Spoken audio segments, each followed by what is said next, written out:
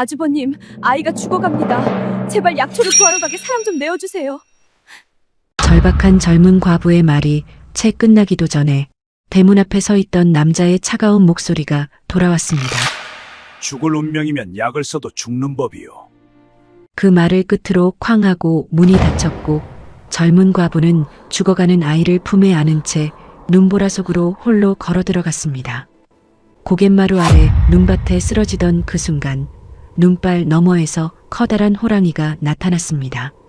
그런데 이 호랑이가 쓰러진 과부 앞에서 머리를 낮추고 앞다리를 굽히더니 절을 하지 않겠어요? 대체 왜였을까요? 이야기 시작 전 구독과 좋아요 부탁드립니다.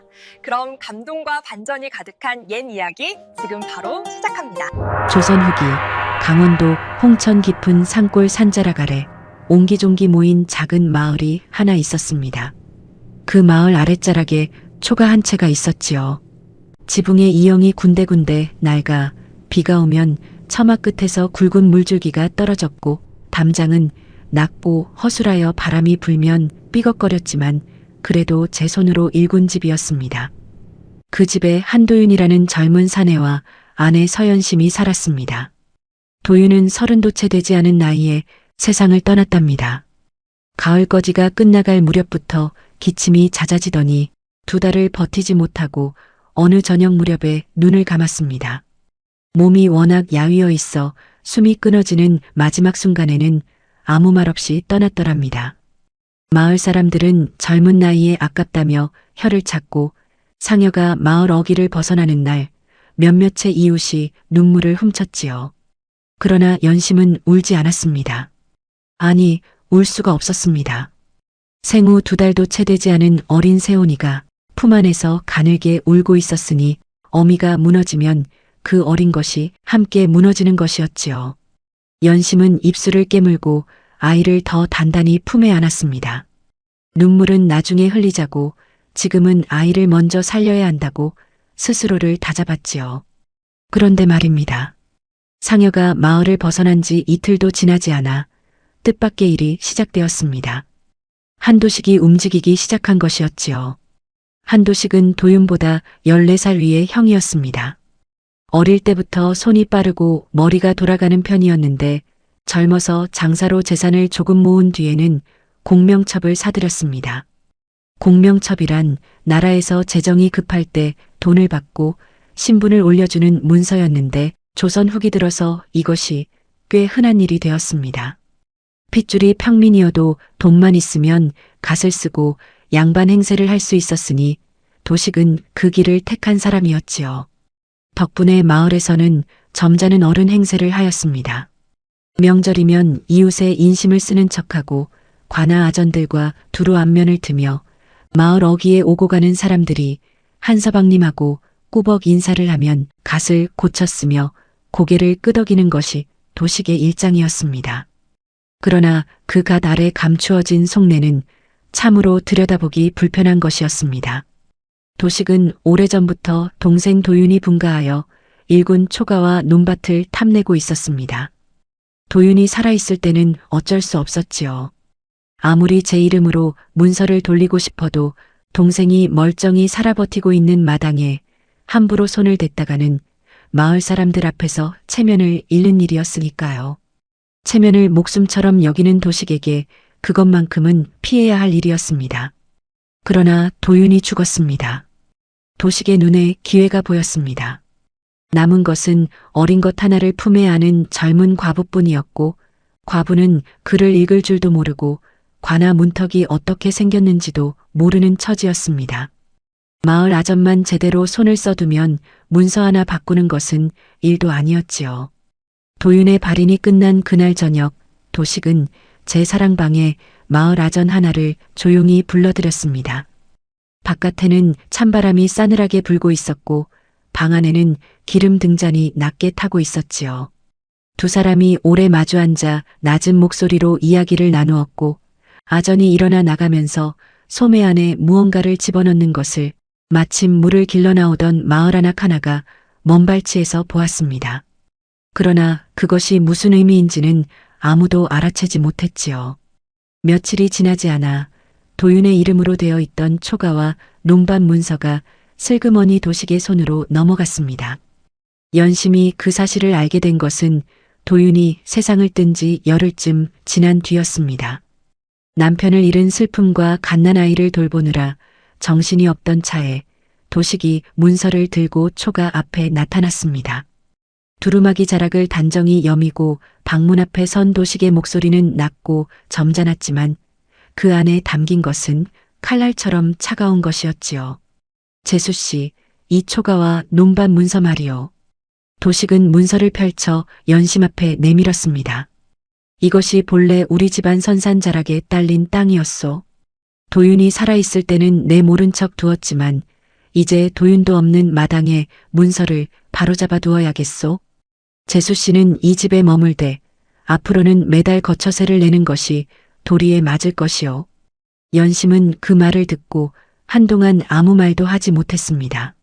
남편이 새벽부터 나가 나무를 하고 품을 팔아 씨앗을 사고 봄이면 밭을 갈고 가을이면 거두어 들이기를 몇 해나 거듭하여 겨우 마련한 땅이었습니다. 그 땅에 도윤의 땀이 얼마나 배어 있는지를 누구보다 잘 아는 것이 연심이었지요. 그 땅이 하루아침에 남의 것이 되었다는 말을 어떻게 받아들여야 할지 머릿속이 새하얗게 비어버렸습니다. 겨우 정신을 가다듬고 연심이 입을 열었습니다. 이 땅은 서방님이 분가한 뒤 직접 일군 것이온데 어찌 그리 말씀하십니까?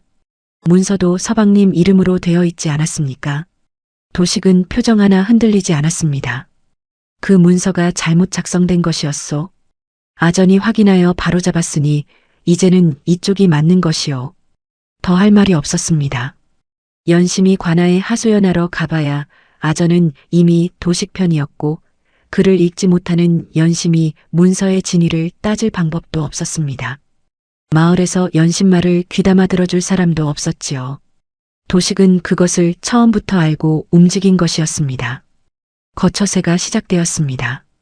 매달 도식이 뜯어가는 삭전은 연심이 밤을 꼬박 새워 바느질을 해야 겨우 마련할 수 있는 돈이었습니다. 날이 밝기 전부터 바늘을 들어 눈이 시리도록 삭바느질을 하고 낮에는 이 집 저 집 품을 팔러 다니고 저녁이 되면 다시 새온을 달래며 바늘을 잡는 것이 연심의 하루였습니다. 손끝이 터서 바늘에 피가 물들어도 멈출 수 없었고 눈이 침침해져 실을 꿰기 어려워도 놓을 수가 없었지요. 그렇게 해서 번 삭전을 도식이 그달 가져갔으니 연심의 손에 남는 것은 어린 새온 입에 넣어줄 미음 한 그릇값이 고작이었습니다. 새온에 먹을 것도 문제였습니다. 어미전만으로는 부족한 나이였는데 쌀이 귀하니 미음도 변변히 끓이기 어려웠지요. 그러던 어느 날 한도식의 처 박씨가 작은 그릇 하나를 들고 초가 앞에 나타났습니다. 연심이 반가운 마음에 대문 앞으로 나가보니 그릇 안에는 쌀뜨물을 두어 번 더 부어 끓인 묽디 묽은 미음이 담겨 있었습니다. 쌀알 몇 개가 겨우 보일락 말락한 것이 미음이라기보다는 뿌연 물에 가까웠지요. 아이 먹일 것이라도 가져다 주려고 박씨는 그릇을 내밀며 태연하게 말했습니다. 연심이 고맙다는 인사를 채 꺼내기도 전에 박씨는 이미 몸을 돌리며 한마디를 덧붙였습니다. 먹기 싫으면 말고. 그 말 한마디에 박씨가 건네는 것의 실체가 담겨 있었습니다. 가엾어서 가져온 것이 아니라 나중에 누군가 재수씨 모자를 어찌했느냐고 물으면 이것저것 챙겨주었다고 말할 수 있는 구실을 만들어 두려는 것이었지요. 연심은 그 뿌연 미음을 받아들고 한동안 서 있었습니다. 박씨가 쓰는 수법은 그뿐이 아니었습니다. 박씨는 마을 안악들이 모이는 우물가와 빨래터를 제 무대로 삼는 위인이었습니다. 3, 4, 5 모인 안악들 사이에서 말 한마디를 흘려놓으면 그것이 씨앗이 되어 마을 전체로 퍼져나가는 것을 박씨는 누구보다 잘 알고 있었지요. 그 씨앗을 심는데 박씨는 게으르지 않았습니다. 팔자가 드세도 어찌 저리 드세냐. 저 여자 시집오고 나서 도윤서방이 얼마 못 가 죽지 않았느냐. 처음에 이 말을 들은 안악들은 에이 설마 하고 넘겼습니다. 그러나 박씨는 멈추지 않았습니다. 장이 서는 날이면 어김없이 나타나 원래 과부 팔자가 기가 세면 남편 수명을 갉아먹는다고 했는데 꼭 그 꼴 아니냐고 했고, 절기마다 열리는 마을 잔치 자리에서는 슬쩍 저 아이도 태어날 때부터 울음이 가늘더니 오래 살지 못할 상이라더라는 말을 흘렸습니다. 사람의 귀란 것이 묘한 것이어서 처음에는 흘려듣다가도 같은 말을 2번, 3번 듣다 보면 어느새 그것이 사실처럼 느껴지는 법입니다. 마을 안악들이 연심을 대하는 태도가 조금씩 달라지기 시작했습니다. 처음에는 가엾다 하던 이들이 슬그머니 거리를 두게 되었고, 마주쳐도 눈길을 피하는 사람이 늘었습니다. 연심에게 품위를 주던 집들이 하나씩 문을 걸어 잠그기 시작했지요. 연심은 그 변화를 느끼지 못할 만큼 둔하지 않았습니다. 그러나 박 씨의 입을 막으러 다닐 시간에 한 코라도 더 떠야 삭전이 나왔고, 억울함을 호소할 기력으로 세온을 한 번 더 들여다봐야 아이가 살았습니다. 연심은 그저 입술을 꽉 깨물고 하루를 버텼습니다. 집안에 제삿날이 돌아오면 도식은 마을 어른들을 불러 제법 상을 차렸습니다. 돈으로 신분을 산 위인이었으니 남보는 데서만큼은 반드시 체면을 지켜야 했고, 그것이 도식의 방식이었지요. 상에는 삶은 고기며 전이며 과일이 제법 올랐고, 어른들은 역시 한 서방 집안은 다르다며 고개를 끄덕였습니다. 그런데 그 제삿날, 연심은 제 남편 제사상 앞에 앉지 못했습니다. 박 씨가 손님들이 들어오기 전에 연심에게 낮은 목소리로 한마디를 건넸기 때문입니다. 과부가 제사상 앞에 얼쩡거리면 귀신이 노한다고 했소. 부엌 쪽에 있다가 설거지나 거들어 주시오. 연심이 뭔가 말하려 했지만 이미 박 씨는 돌아선 뒤였습니다. 연심은 결국 부엌 뒤편에 서서 아이를 달랬습니다. 제 남편 제사상에 절 한 번 올리지 못한 채로 마침 세온이 보채며 울음을 터뜨리자 박 씨는 손님들이 들으라는 듯 목소리를 높였습니다. 저것 봐, 제삿날에도 울음을 그치지 않으니 저 아이 팔자도 제 애비 닮아 사납겠어. 방 안에 있던 손님 몇몇이 슬쩍 부엌 쪽으로 눈길을 주었다가 돌렸습니다. 누구도 연심 편을 들지 않았습니다. 연심은 세온을 더 꽉 끌어안고 입술이 하얗게 될 때까지 깨물었습니다. 소리내어 울면 지는 것 같아서였지요. 그러나 부엌 아궁이 앞에 쭈그려 앉아 아이를 달래는 연심의 눈에서 뜨거운 눈물 한 줄기가 소리도 없이 흘러내렸습니다. 손님들이 돌아가고 마을이 잠든 밤이면 도식과 박 씨는 등잔 불빛 아래 마주 앉아 속내를 털어놓곤 했습니다. 박 씨가 실을 감으며 낮은 목소리로 입을 열었습니다. 저 계집이 언제까지 버티겠어요? 이 추위에 품을 팔아봐야 얼마나 벌겠어요? 거처새까지 떼고 나면 아이 먹일 것도 없을 텐데. 도식은 품 안에서 농밥 문서를 꺼내 불빛에 비추어 보며 대답했습니다.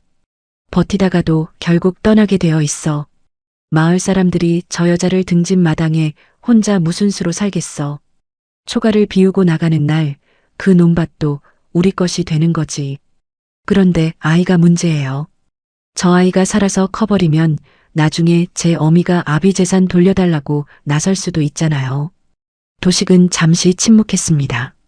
그러더니 문서를 천천히 접으며 말했지요. 살 운명이면 살고 죽을 운명이면 죽는 거야. 우리가 어찌할 일이 아니야. 박 씨는 그 말에 소리 없이 웃었습니다. 더 이상 말이 필요 없었지요. 두 사람 모두 연신모자가 이 혹독한 겨울을 넘기지 못하기를 바라고 있다는 것을 서로 굳이 입 밖으로 꺼내지 않아도 알고 있었습니다. 그날 밤도 연심은 세온이 잠든 뒤에야 바늘을 들었습니다. 손끝에 굳은 살이 박이고 마디마디가 부어오른 두 손이었지만 멈출 수가 없었지요. 바느질한 코 한 코가 세온의 내일 아침 한 숟갈이었으니까요. 연심은 바늘을 움직이다가 가만히 벽 한쪽을 바라보았습니다. 도윤의 페랭이가 걸려있던 못자국이었습니다. 페랭이는 이미 없었지요. 삭전이 급하여 장에 내다 판 지 오래였으니까요. 그러나 못자국만은 그대로 남아 등잔 불빛 아래 작고 둥글게 패인 채로 연심을 바라보고 있었습니다. 도윤이 생각났습니다. 살다 보면 하늘이 한 번은 본다고 했던 사람. 말수는 적었어도 마음만은 누구보다 깊었던 사람. 그 사람이 일군 땅이 하루아침에 빼앗기고 그 사람이 남긴 아이가 뿌연 쌀뜨물로 배를 채우는 이 겨울밤에 연심은 도윤의 말이 거짓말처럼 느껴지지 않으려고 이를 악물었습니다. 하늘이 본다고 했으니 아직은 믿어보자고. 세온이 작은 손가락을 오므렸다 폈다 하며 잠결에 움직였습니다. 연심은 그 손가락을 가만히 손바닥 위에 올려놓았습니다. 손톱이 깨알만하고 손가락이 연근 마디처럼 통통한 것이 이 세상에서 가장 작고 여린 것이 이 아이의 손이었습니다. 연심은 그 손을 손바닥으로 덮으며 속으로 다짐했습니다. 살아야 한다고. 이 아이를 살려야 한다고. 그렇게 연심은 다시 바늘을 들었습니다. 등잔 불빛이 가늘게 흔들리고 바깥에서는 찬바람이 초가 처마 끝을 스치고 지나갔습니다. 밤은 깊고 추웠지만 연심의 손은 멈추지 않았지요. 그 겨울이 얼마나 긴지는 연심도 아직 알지 못했습니다. 진짜 시련은 아직 오지도 않았으니까요. 겨울이 깊어갈수록 연심의 하루는 더욱 고단해졌습니다. 해가 뜨기 전에 일어나 아궁이에 불을 넣는 것으로 하루가 시작되었지요. 불쏘시개를 아껴 써야 했으므로 마른 솔잎을 한 줌 먼저 넣고 그 위에 잘게 쪼갠 나뭇가지를 얹고 불씨가 살아날 때까지 입으로 후후 불어야 했습니다. 연기가 역류하여 눈이 매워지고 눈물이 흘러도 멈출 수 없었지요. 아궁이 불이 살아야 방바닥이 데워지고 방바닥이 데워져야 세온이 얼어 죽지 않았으니까요. 불이 붙으면 눈을 녹여 물을 만들고 그 물로 묽은 미음을 끓였습니다. 쌀이 귀하니 쌀알을 손으로 세다시피 아껴놓고 물을 넉넉히 부어 오래 끓이는 방식이었지요. 다 끓고 나면 그릇에 담아 식히는 동안 세온의 포대기를 갈고 아이가 미음을 다 받아먹으면 그제야 연심이 남은 것을 긁어 한 숟갈 넘겼습니다. 아이가 먹고 남긴 것이 연심의 아침이었습니다. 낮에는 품을 팔러 나갔습니다. 그러나 날이 갈수록 일감이 줄었습니다. 처음에는 바느질 일감이 줄더니 다음에는 김치 담그는 품일도 끊겼고 장작을 패러 가도 오늘은 일이 없다는 말만 돌아왔습니다. 박 씨가 마을 안악들 사이에 흘려놓은 말들이 제 역할을 톡톡히 하고 있었던 것이지요. 그래도 연심은 걸음을 멈추지 않았습니다. 이 집에서 퇴짜를 맞으면 저 집으로 가고 저 집에서 고개를 저으면 또 다른 집으로 갔습니다. 세온을 포대기에 쌓아안고 마을 이 끝에서 저 끝까지 걸어 다니다가 저물녘이 되어서야 빈손이거나 겨우 얼마 안 되는 삭전을 손에 쥐고 초가로 돌아왔지요. 돌아오면 다시 바늘을 들었습니다. 밤이 깊도록 바느질을 하고 눈이 침침해지면 잠깐 눈을 감았다가 다시 뜨고 그렇게 하루가 가고 또 하루가 갔습니다. 손끝이 터서 바늘에 핏자국이 묻어나는 날도 있었습니다. 그런 날이면 연심은 손가락 끝을 입에 물어 피를 닦고 잠시 손을 쥐었다 폈다 하다가 다시 바늘을 들었습니다. 멈추면 안 된다는 것을 알았으니까요. 바느질 한 코 한 코가 세온의 내일이었고 그 내일이 쌓여야 봄을 볼 수 있었습니다. 밤이 되면 더 힘들었습니다. 낮에는 움직이고 있으니 생각이 비집고 들어올 틈이 없었지만 밤이 되어 아이가 잠들고 나면 그 속에서 온갖 것들이 밀려들었습니다. 어느 날 밤이었습니다. 세온이 겨우 잠이 든 것을 확인하고 연심은 등잔 앞에 앉아 바느질감을 펼쳤습니다. 그런데 손이 좀처럼 움직이지 않았지요. 바늘을 쥐고도 한참을 멍하니 앉아 있다가 연심의 눈길이 저절로 벽 한쪽으로 흘러갔습니다. 도윤의 페랭이가 걸려있던 못자국이었습니다. 그 작고 둥글게 패인 자국을 바라보고 있으면 이상하게 도윤의 얼굴이 먼저 떠오르는 것이 아니라 도윤의 손이 먼저 떠올랐습니다. 크고 거칠고 마디마디가 굵은 손. 그 손이 아침마다 페랭이를 집어들고 나가던 모습이 저녁마다 페랭이를 못에 걸어두던 모습이 눈앞에 선하게 그려졌지요. 도윤이 생각났습니다. 도윤은 말수가 적은 사람이었습니다. 아침에 일어나 밥 한 그릇을 먹고 나가면서 다녀오겠소 한마디, 저녁에 돌아와 집신을 벗으며 왔소 한마디가 전부인 날도 많았지요. 처음 시집왔을 때 연심은 그것이 낯설었습니다. 친정 아버지는 말이 많은 편이었고 오라버니는 시끄러울 만큼 떠들썩한 사람이었으니 도윤의 그 과묵함이 혹여 자신이 마음에 들지 않아서인가 싶어 걱정이 되기도 했지요. 그런데 살아보니 그게 아니었습니다. 도윤은 말을 아끼는 대신 손을 쓰는 사람이었습니다. 연심이 무거운 것을 들려하면 어느새 옆에 와 대신 들고 있었고 밥상을 차리면 말없이 앉아서 깨끗하게 비웠으며 연심이 힘들어 보이는 날이면 저녁상을 물리고 나서 많이 힘들었소? 한마디를 건넸습니다. 많은 말이 아니었지만 그 한마디가 긴 하루의 피로를 씻어주기에 충분했지요. 무엇보다 도윤은 끼니가 부실한 날이면 제 밥을 덜어 연심의 그릇에 놓고 아무 말 없이 숟가락을 들었습니다. 연심이 서방님 밥인데 왜 이러십니까 하고 되밀면 도윤은 나는 많이 먹으면 배탈이 나오 하고 태연하게 대답했습니다. 그것이 거짓말인 줄 알면서도 연심은 그 거짓말이 싫지 않았답니다. 가난했지만 비루하지 않은 사람이었습니다. 그런 도윤에게 한 가지 이상한 점이 있었습니다. 사냥 덧 이야기만 나오면 얼굴빛이 굳어지는 것이었지요. 강원도 산골 마을이었으니 겨울이 되면 사내들이 모여 덧 이야기를 하는 것이 흔한 일이었습니다. 어느 자리에 덫을 놓으면 노루가 잘 걸리고 어떻게 설치해야 살기 빠져나가지 못하고 지난 겨울에 누가 무엇을 얼마나 잡았는지 그런 이야기들이 오고 갔지요. 마을 사내들이 삼삼오오 모여 그런 이야기를 할라치면 도윤은 조용히 자리를 피하거나 말없이 일어나 바깥으로 나가버리곤 했습니다.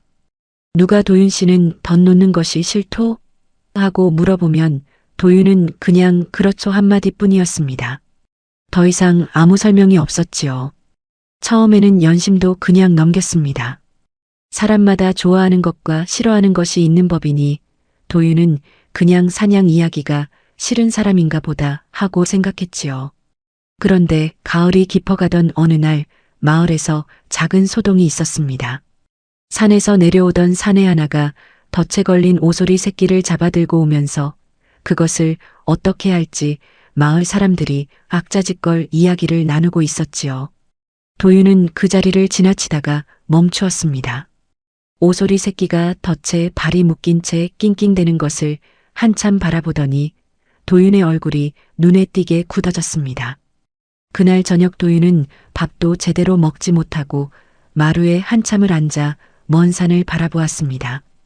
연심이 무슨 일이 있었습니까 하고 물어도 별일 아니오 하고 짧게 잘랐지요. 그런데 이튿날 새벽 그 오소리 새끼가 덫에서 풀려 어디론가 사라졌다는 이야기가 마을에 돌았습니다.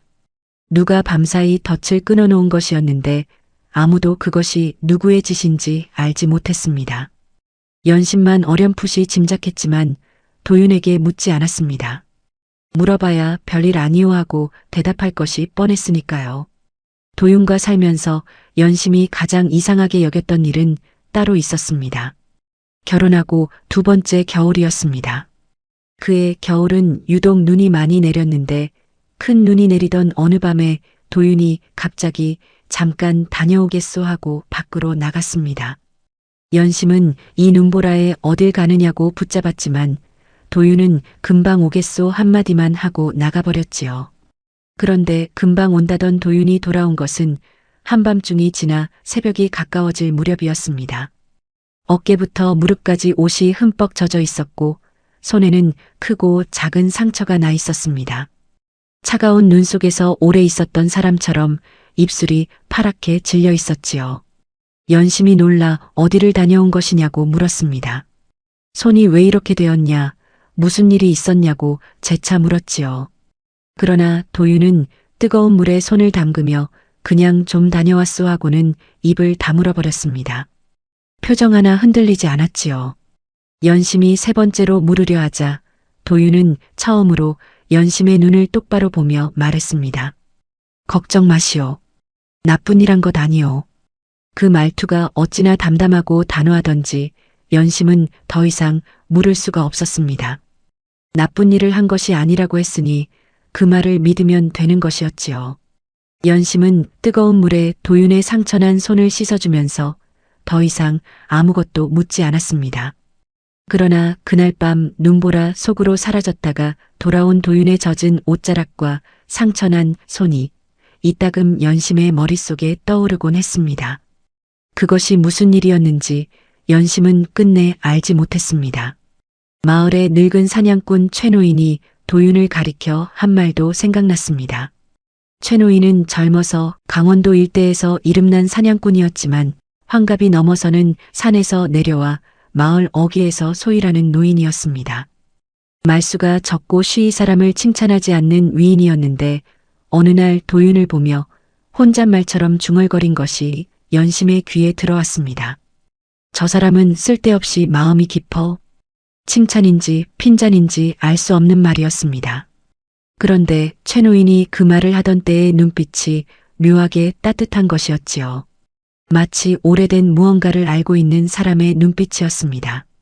연심이 무슨 말씀이십니까 하고 여쭈었지만 최노인은 그냥 아무것도 아니오 하고 돌아서 버렸습니다. 그것이 무슨 뜻이었는지 연심은 그때도 알지 못했고 지금도 알지 못했습니다.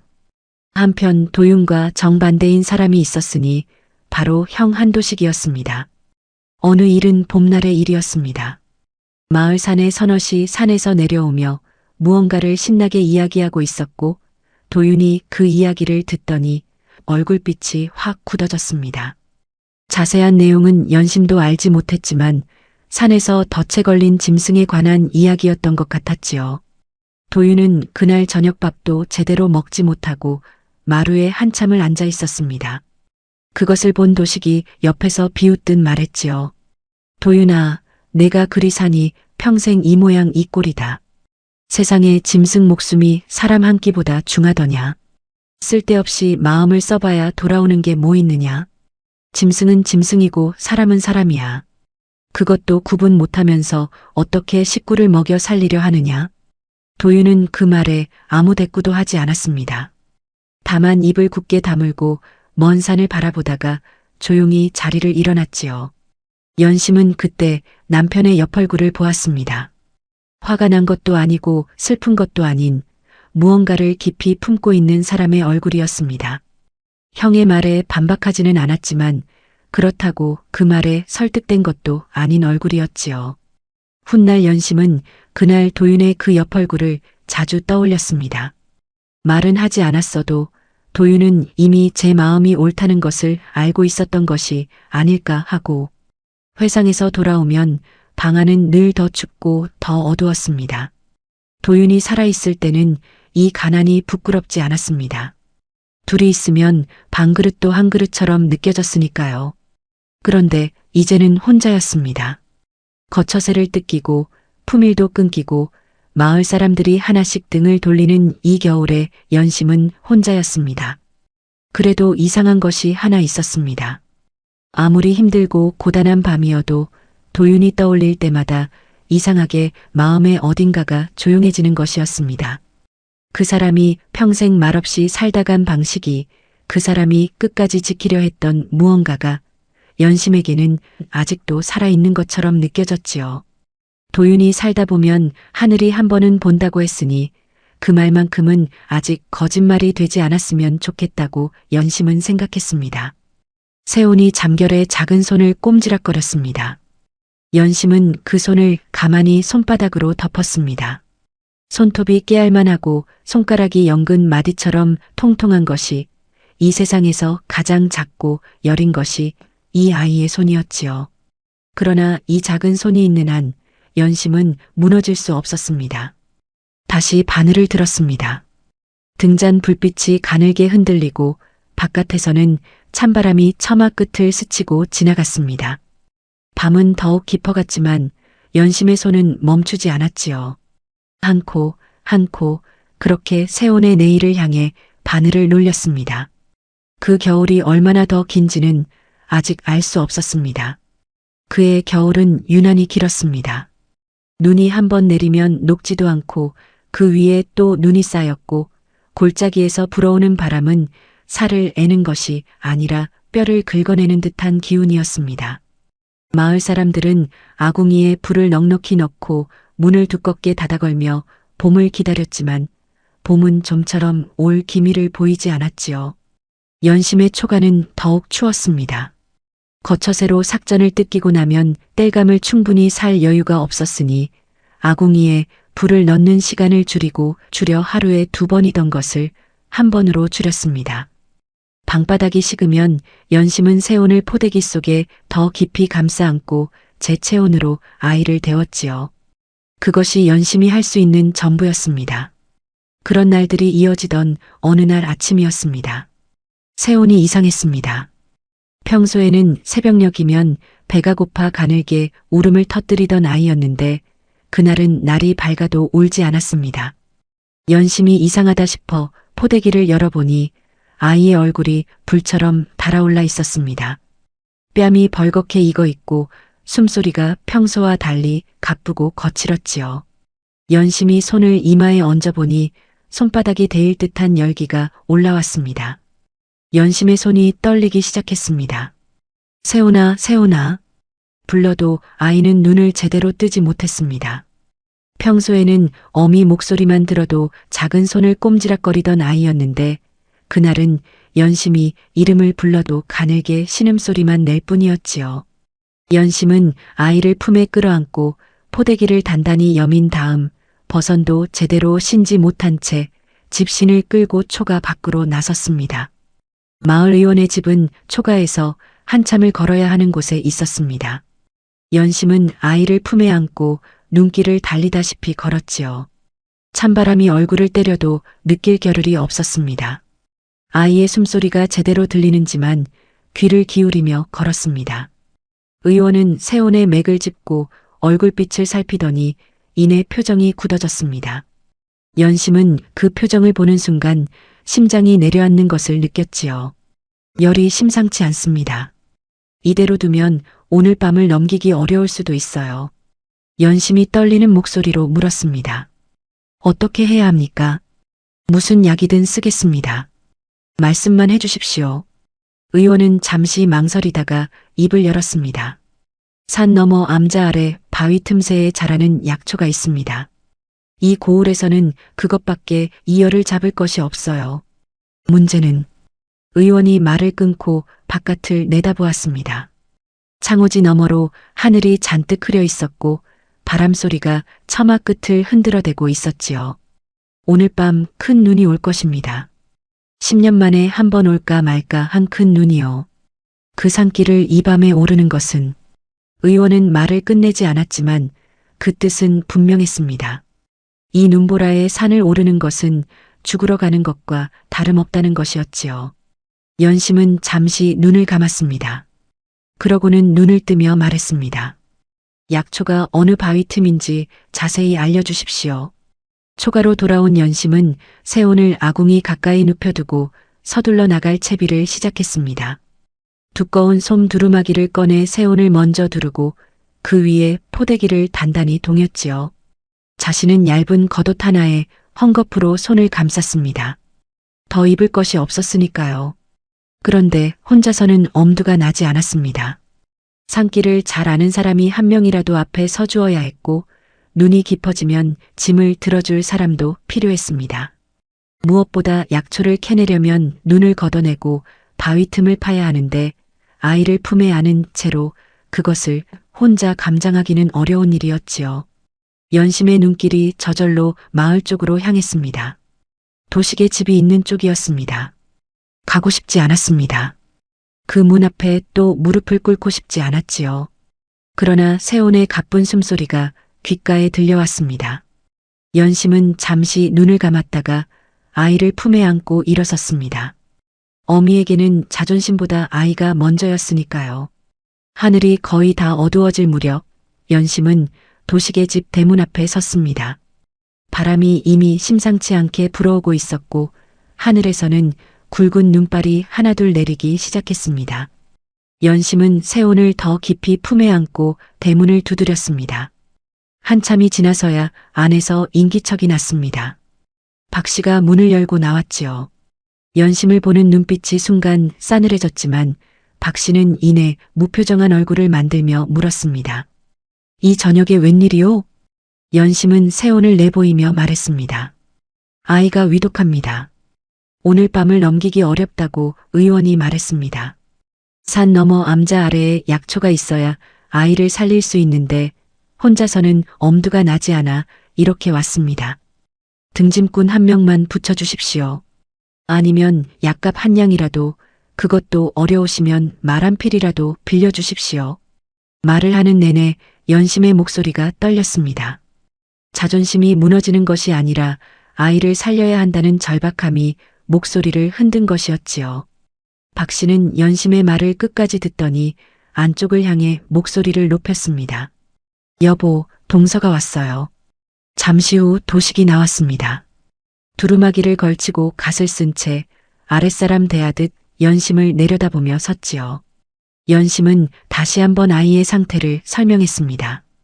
오늘 밤을 넘기지 못할 수도 있다고, 약초를 구하러 산에 올라야 한다고, 제발 사람 한 명만 붙여 달라고 했습니다. 도식은 연심의 말을 듣는 동안 표정 하나 변하지 않았습니다. 연심이 말을 끝내자 짧게 입을 열었습니다.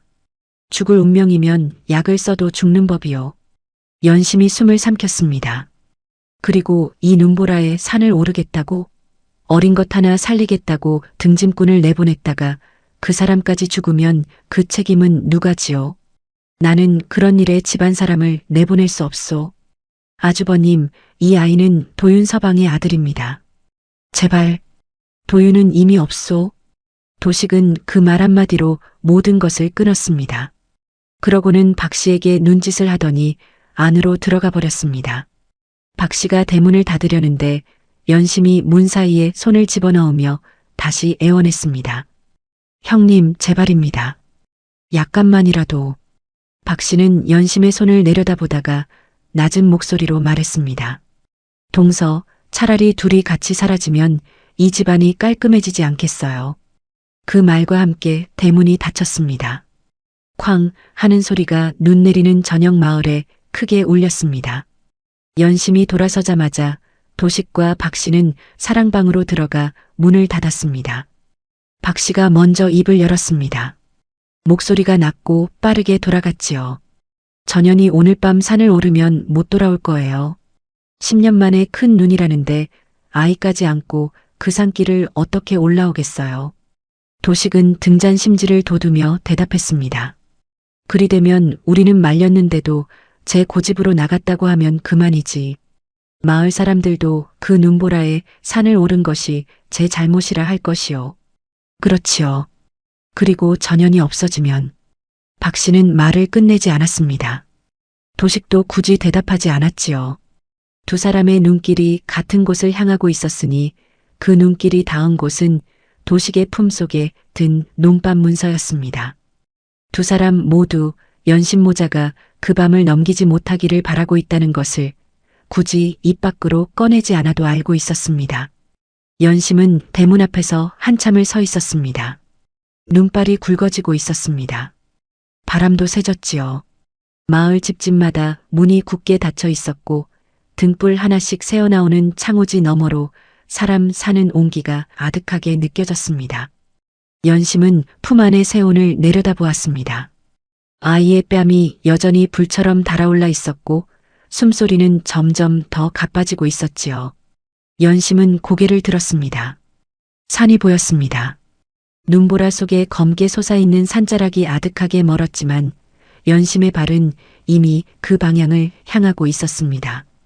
더 생각할 것도 없었지요. 아이가 죽어가고 있었고 약초는 저 산 너머에 있었습니다. 그 사이에 있는 것은 눈보라뿐이었습니다. 연심은 포대기를 한 번 더 단단히 여미고 산을 향해 걷기 시작했습니다. 산에 들어서자마자 세상이 달라졌습니다. 마을에서 볼 때는 그저 눈이 많이 내린다 싶었는데 산 안으로 들어오니 바람이 사방에서 한꺼번에 몰아치는 것이었습니다. 눈발이 얼굴을 후려치고 눈보라가 눈앞을 가려 한 걸음 앞도 제대로 보이지 않았습니다. 발을 내디디면 무릎까지 눈이 빠졌고 그것을 빼내어 다시 내디디면 또 빠졌습니다. 한 걸음 한 걸음이 온몸에 힘을 쥐어짜는 일이었지요. 연심은 새온을 한쪽 팔로 안고 다른 손으로는 나뭇가지를 잡으며 올라갔습니다. 손에 감은 헝겊이 눈에 젖어 차갑게 굳어갔지만 잡는 것을 놓을 수 없었습니다. 놓는 순간 미끄러질 것이었으니까요. 한번 미끄러졌습니다. 발이 눈 속에 박히며 앞으로 쓰러지는데 연심은 본능적으로 새온을 끌어안은 팔에 힘을 주었습니다. 무릎과 한쪽 손이 눈 속에 박혔고 손바닥이 눈 아래 돌부리에 긁혀 피가 났습니다. 그러나 아이는 품 안에 있었습니다. 연심은 숨을 고르고 다시 일어섰습니다. 또 미끄러졌습니다. 이번에는 비탈길에서 한쪽으로 쏠리며 나무에 어깨를 부딪혔습니다. 통증이 어깨에서 목까지 뻗쳤지만 연심은 소리를 내지 않았지요. 새온이 품 안에서 작게 신음했습니다. 그 소리에 연심은 오히려 정신이 맑아졌습니다. 아이가 살아있다는 소리였으니까요. 연심은 다시 일어서며 속으로 도윤의 이름을 불렀습니다. 여보, 저 아이만은 살려야 합니다. 여보, 당신이 살다 보면 하늘이 한 번은 본다고 했으니 오늘 밤이 그 한 번이기를 바랍니다. 당신이 심은 것이 있다면 오늘 밤 그 씨앗이 돋아나야 합니다. 눈보라는 더 거세졌습니다. 바람이 어찌나 세게 부는지 서 있는 것만으로도 온몸이 휘청거렸습니다.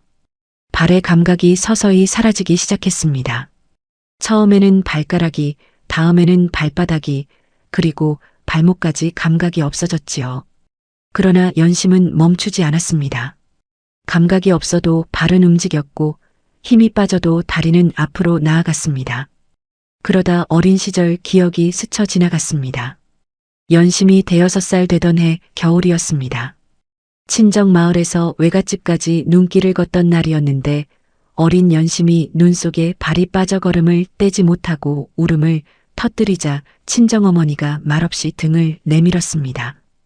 연심을 업고 그 눈길을 끝까지 걸었지요. 어머니의 등이 따뜻했고 어머니의 숨소리가 가쁘게 들렸지만 발걸음은 멈추지 않았습니다. 그때 어머니가 말했습니다. 눈이 아무리 깊어도 길은 있단다. 다만 발을 멈추면 길이 안 보이는 것뿐이야. 그 말이 이 눈보라 속에서 불현듯 떠올랐습니다. 회상이 사라지고 다시 눈보라였습니다. 연심은 고갯마루를 눈앞에 두고 마지막 비탈을 오르고 있었습니다. 다리가 더 이상 말을 듣지 않았지요. 한 걸음을 내딛는데 온몸이 떨렸고 숨이 목구멍까지 차올랐습니다. 새온의 무게가 2배, 3배로 느껴졌지만 품에서 놓을 수 없었지요. 그 순간 새온이 작게 울음소리를 냈습니다. 가늘고 약한 소리였지만 연심에게는 그 어떤 소리보다 크게 들렸습니다. 아이가 살아 있었습니다. 아직 숨이 붙어 있었지요.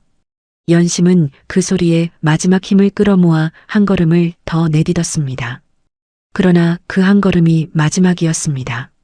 발이 눈 속에 깊이 빠지며 연심의 몸이 앞으로 고꾸라졌습니다.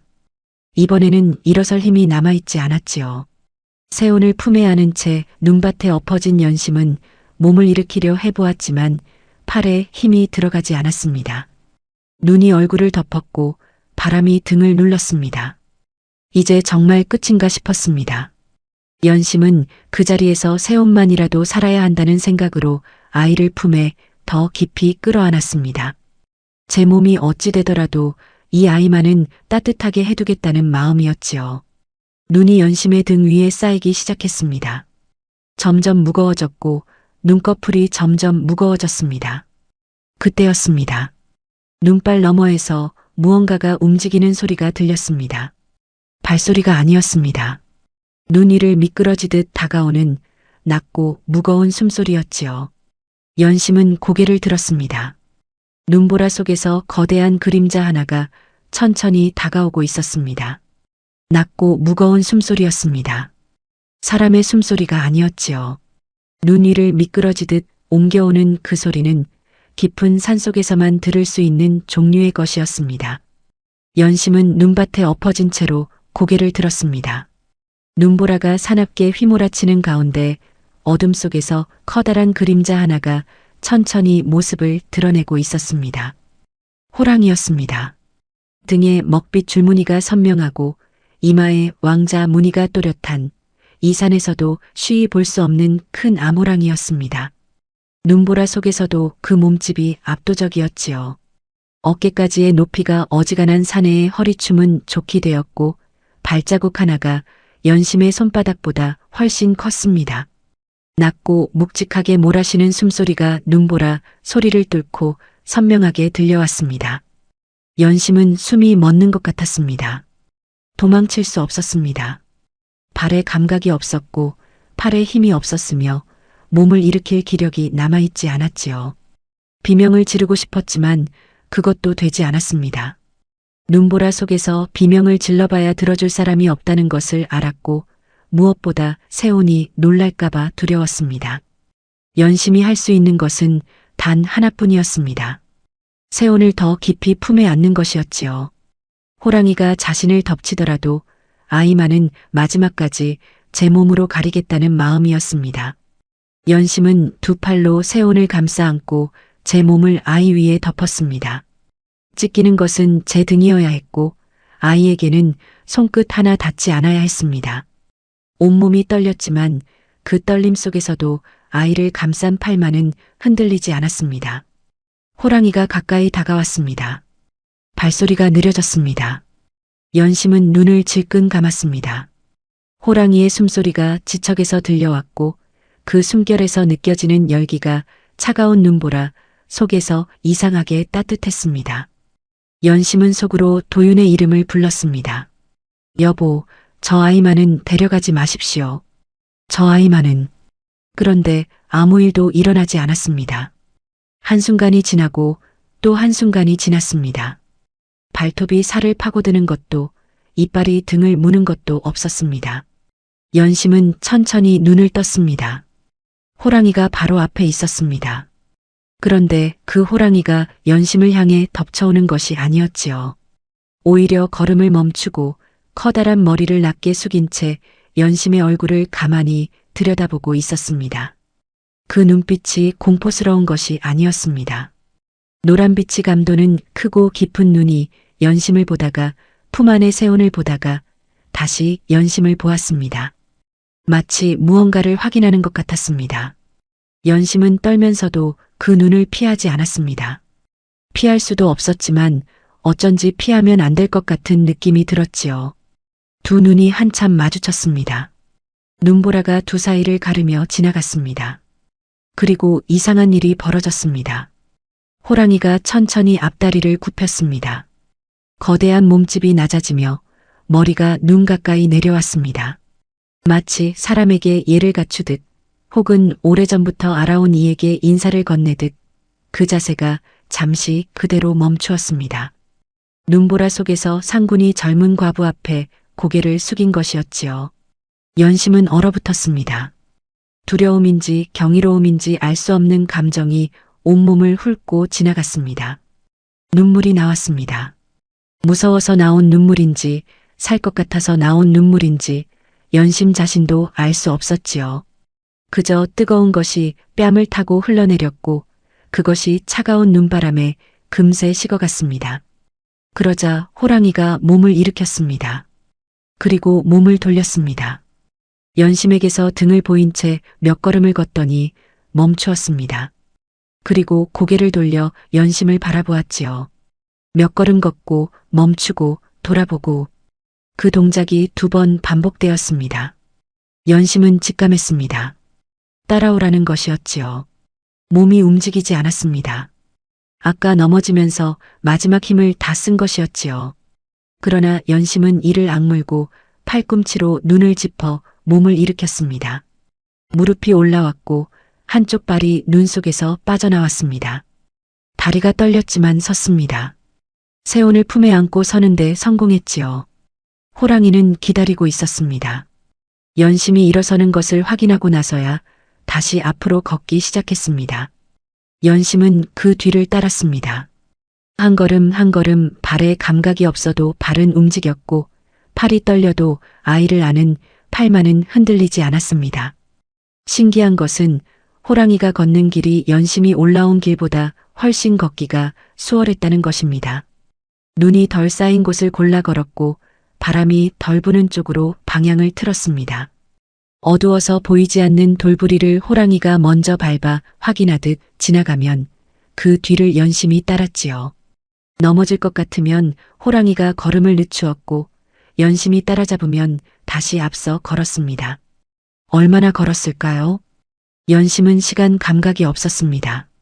눈보라 속에서 한 걸음 한 걸음에만 집중하다 보니 얼마나 왔는지 얼마나 더 가야 하는지를 생각할 여유가 없었지요. 다만 호랑이가 앞에 있었고 따라가면 된다는 것만 알았습니다. 그리고 호랑이가 멈추었습니다. 바위굴이었습니다.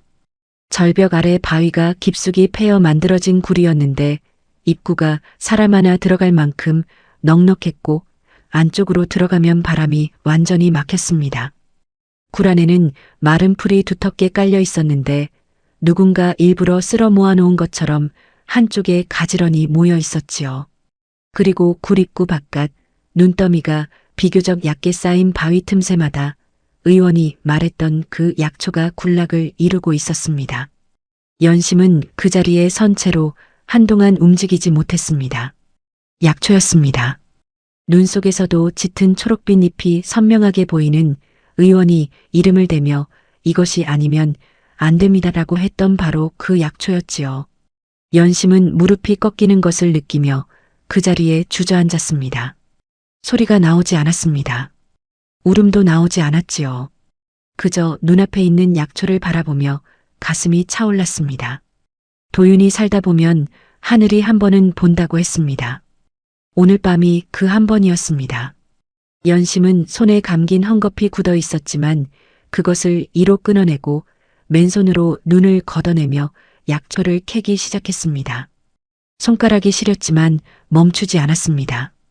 뿌리까지 조심스럽게 캐어 옷고름에 묶고 또 캐고 또 묶었지요. 약초를 충분히 거두고 나서야 연심은 굴 안으로 들어갔습니다. 굴 안은 거짓말처럼 바람이 없었습니다. 밖에서는 눈보라가 사납게 몰아치는데 굴 안으로 들어서자마자 그 소리가 멀어졌습니다. 마른 풀 위에 새온을 눕히고 연심은 서둘러 불을 피웠지요. 부싯돌을 꺼내 손이 떨려 몇 번이나 실패하다가 겨우 불씨를 살렸습니다. 마른 풀 한 줌에 불을 붙이고 그 위에 나뭇가지를 얹었습니다. 작은 불꽃이 피어올랐지요. 연심은 굴 밖에서 눈을 한 웅큼 퍼와 끓였습니다. 물이 끓으면 약초를 넣고 다시 달였습니다. 굴 안에 약초 냄새가 번지기 시작했지요. 은은하고 쌉싸름한 냄새였는데 그 냄새가 연심에게는 세상에서 가장 귀한 향기처럼 느껴졌습니다. 약초를 다리는 동안 연심은 새온의 이마에 차가운 눈을 녹여 올렸습니다. 열을 조금이라도 내리려는 것이었지요. 아이의 뺨이 여전히 뜨거웠지만 숨소리는 조금 전보다 조금은 고른 것 같았습니다. 연심은 그 숨소리에 귀를 기울이며 약초를 저었습니다. 굴 바깥에서 기척이 느껴졌습니다. 연심이 조심스럽게 내다보니 호랑이가 굴 입구 옆에 앉아 있었습니다. 눈보라 속에서도 꼼짝하지 않고 굴 쪽을 향해 앉아 있었지요. 마치 문지기처럼 혹은 파수꾼처럼 그 자리를 지키고 있었습니다. 연심이 내다보는 것을 알아챘는지 호랑이가 한번 눈길을 주었다가 다시 바깥쪽을 향했습니다.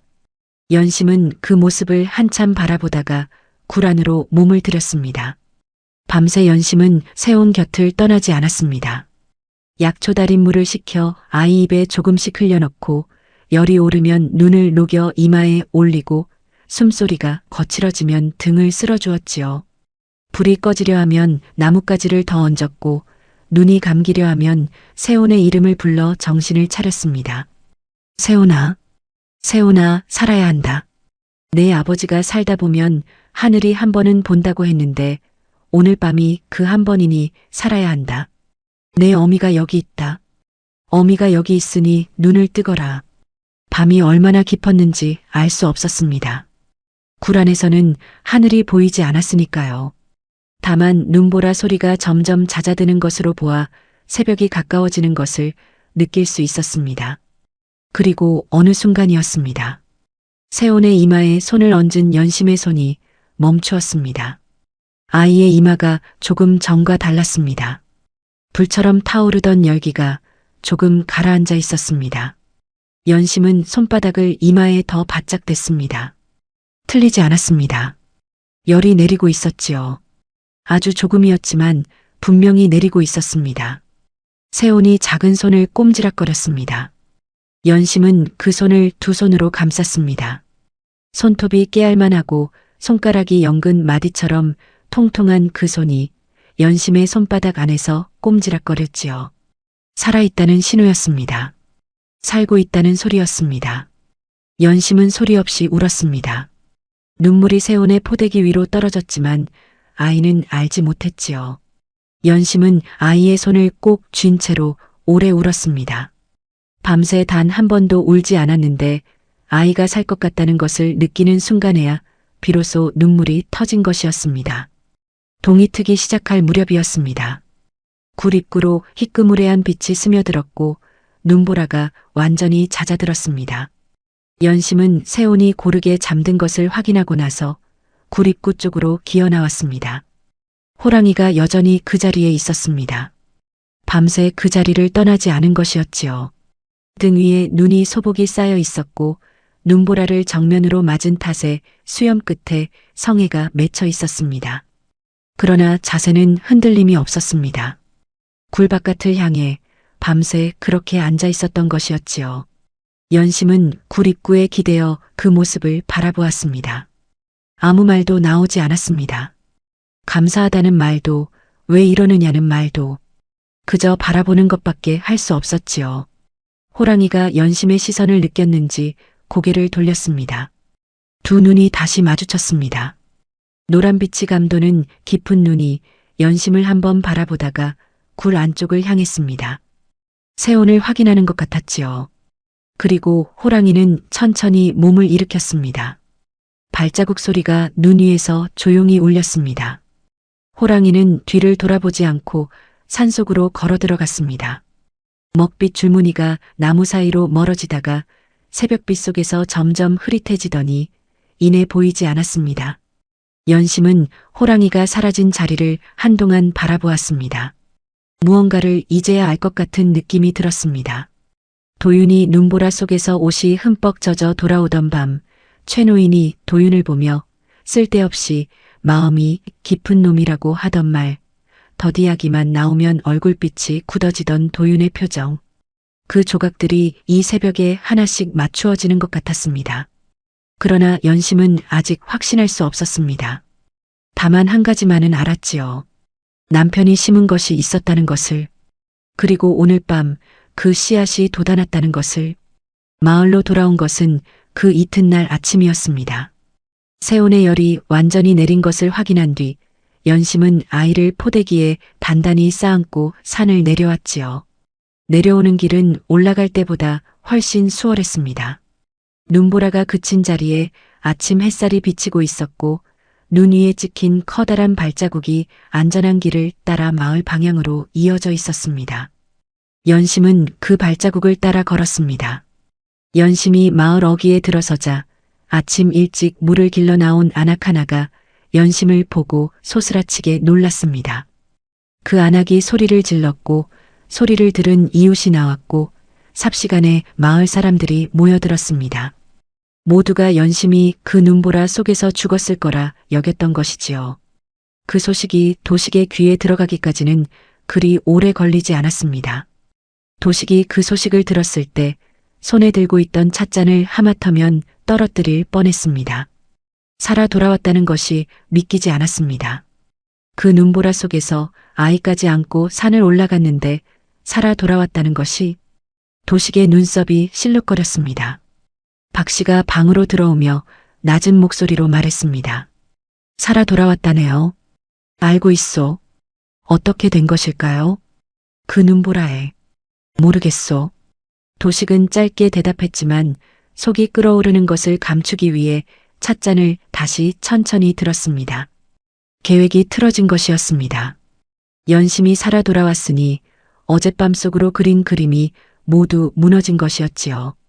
박 씨는 잠시 생각하다가 입을 열었습니다. 겉으로는 살아 돌아온 것을 기뻐하는 척해야겠지요. 도식은 아무 말도 하지 않았습니다.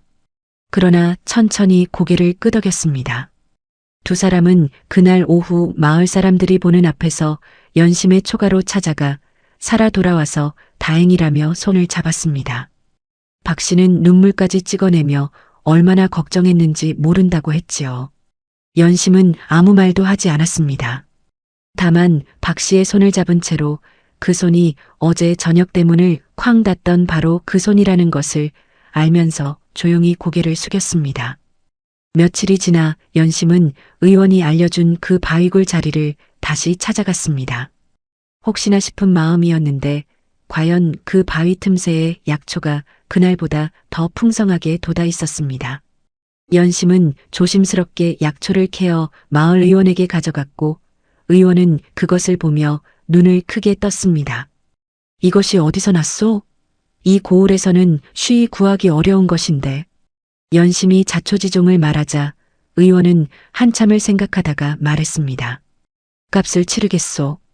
이것이 있으면 겨울철에 열병으로 앓는 아이들을 살릴 수 있소. 그것이 시작이었습니다. 연심은 며칠에 한 번씩 그 바위굴 자리를 찾아갔습니다. 처음에는 혼자, 나중에는 새온을 포대기에 쌓아안고 올라갔지요. 산길이 험했지만 이상한 일이 있었습니다.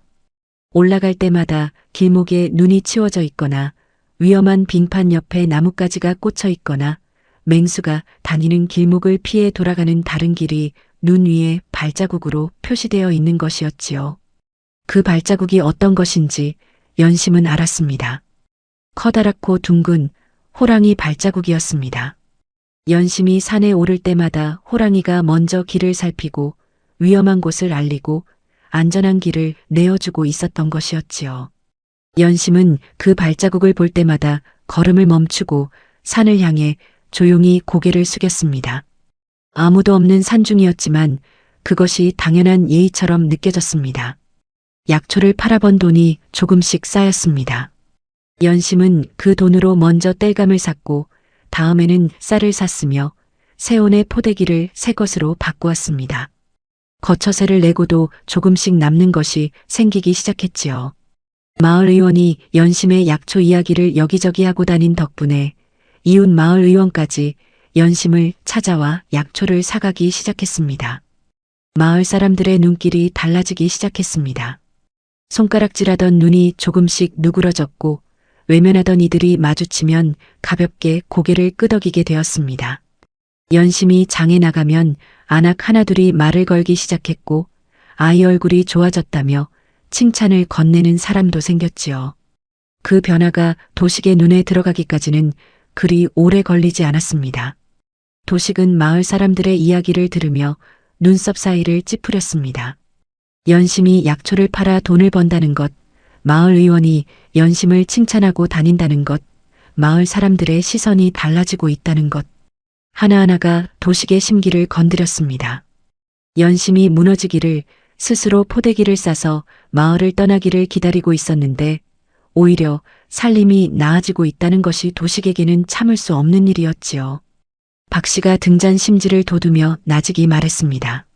저 계집이 약초를 캐는 산기슭, 그것도 우리 집안 선산 자락 아닙니까? 도식의 눈이 가늘어졌습니다. 맞는 말이요. 그렇다면 거기서 나는 약초도 우리 것이 아니겠어요. 두 사람의 눈이 마주쳤습니다. 그리고 소리 없이 무언가를 맞추었지요. 탐욕은 한 번 손을 뻗으면 멈추는 법이 없었습니다. 농반 문서를 빼앗은 것으로 모자라 이제는 연심이 피땀 흘려 찾아낸 약초 굴락지까지 삼키려는 것이었지요. 그것이 도식 부부의 본색이었습니다. 그러나 하늘은 이 모든 걸 내려다보고 있었습니다. 도식이 움직이기 시작한 것은 연심이 약초를 팔기 시작한 지 보름이 채 지나지 않아서였습니다. 도식은 원래 빠른 사람이었지요. 이익이 될 것과 손해가 될 것을 가늠하는데 누구보다 빠르게 머리가 돌아갔고 한 번 마음을 먹으면 손을 쓰는 것도 지체하지 않는 위인이었습니다. 연심이 약초를 팔아 조금씩 형편이 나아지고 있다는 것, 마을 의원이 연심을 칭찬하고 다닌다는 것, 마을 사람들의 시선이 달라지고 있다는 것, 그 하나하나가 도식의 심기를 건드렸습니다. 연심이 무너지기를 기다리고 있었는데 오히려 일어서고 있었습니다. 도식으로서는 참을 수 없는 일이었지요. 이른 아침 도식은 갓을 쓰고 두루마기를 단정히 여미었습니다. 마을 아전을 만나러 가는 길이었지요. 아전의 집 앞에서 잠시 주위를 살핀 뒤 안으로 들어선 도식은 안쪽 방에 마주 앉아 낮은 목소리로 이야기를 시작했습니다. 얼마간 이야기가 오간 뒤 아전의 손에 무언가가 쥐어졌습니다. 며칠 뒤 연심의 초가 앞에 아전이 나타났습니다. 한도식 어른께서 알아보신즉 그 산기슭 약초 군락지가 한씨 집안 선산자락에 딸린 땅이라 하오. 따라서 그 땅에서 나는 것은 모두 한씨 집안 소유이니 앞으로 허락 없이 약초를 캐는 것은 관아에 고발될 수 있소. 연심은 그 말을 들으며 입술을 굳게 다물었습니다. 선산자락이라는 말은 이미 초가와 논밭 문서를 빼앗을 때도 들은 말이었습니다. 도식이 쓰는 방식이었지요. 선산자락이라는 말 한마디로 무엇이든 제 것으로 만드는 방식. 그때도 관아 아전을 손에 넣어 문서를 바꾸었고 이번에도 같은 방식을 쓰는 것이었습니다. 연심이 물었습니다. 그 땅이 선산자락이라는 것을 증명하는 문서가 있습니까? 아전은 잠시 눈을 피했다가 대답했습니다. 한 어른께서 문서를 준비 중이시오. 문서를 준비 중이라는 말은 아직 없다는 말이었습니다. 그러나 도식이 아전을 손에 넣고 있는 마당에 없는 문서가 생겨나는 것은 시간 문제였지요. 연심은 아전이 돌아가는 뒷모습을 바라보며 잠시 눈을 감았습니다. 그날 저녁 도식과 박씨가 마주 앉았습니다. 박씨가 먼저 입을 열었습니다. 문서 이야기는 했겠지요? 했소. 저 계집이 순순히 물러나겠어요? 도식은 잠시 생각하더니 말했습니다. 물러나지 않는다고 해도 상관없소. 관아에서 불법으로 채취했다는 딱지만 붙이면 그동안 번 돈도 토해내야 하오. 그러면 저 계집 형편이 어찌 되겠소? 박씨의 입가에 웃음이 번졌습니다. 그것만으로는 부족해요. 마을 사람들이 저 계집을 다시 이상하게 볼 수 있도록 해야지요. 도식이 눈썹을 들어올리며 물었습니다. 무슨 생각이요? 박씨는 등잔 심지를 천천히 돋우며 대답했습니다. 호랑이 이야기를 이용하면 되지요. 눈보라 속에서 호랑이를 만났는데 살아 돌아왔다. 그 호랑이가 길을 안내해 주었다. 이런 이야기가 이미 마을에 퍼져 있잖아요. 사람들이 신기하게 여기고 있는 것을 무섭게 바꾸면 되는 거예요. 도식은 잠자코 들었습니다. 산짐승을 홀리는 요사한 계집이라고 하면 되지요. 호안을 불러들일 불길한 여자라고 하면 되고요. 마을에 무슨 일이 생기면 저 계집 탓으로 돌리면 그만이에요. 도식은 천천히 고개를 끄덕였습니다. 박씨의 생각이 틀리지 않았습니다. 사람들은 이해할 수 없는 일 앞에서 두려움을 먼저 느끼는 법이고 두려움은 손쉽게 분노로 바뀌는 법이었으니까요. 박씨가 움직이기 시작했습니다. 우물가에서 빨래터에서 장이 서는 날이면 어김없이 안악들 사이에 끼어들어 이야기를 흘렸지요. 생각해보면 이상하지 않아요? 그 눈보라 속에서 호랑이를 만났는데 잡아먹히지 않았다는 것이 보통 사람이라면 그 자리에서 끝났을 텐데 처음에 안악들은 그러게 신기한 일이다 하며 고개를 끄덕였습니다. 박씨는 거기서 한 걸음 더 나아갔지요. 신기한 게 아니에요. 무서운 거지.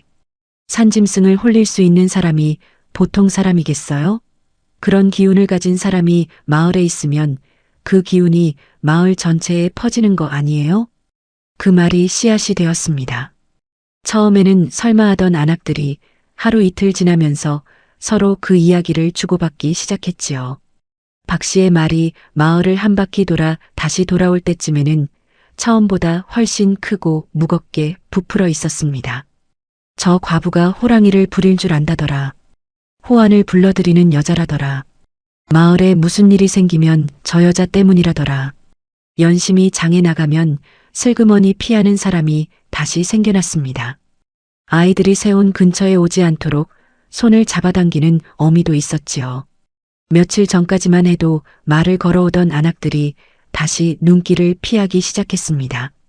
연심은 그 변화를 느끼면서도 아무 말도 하지 않았습니다.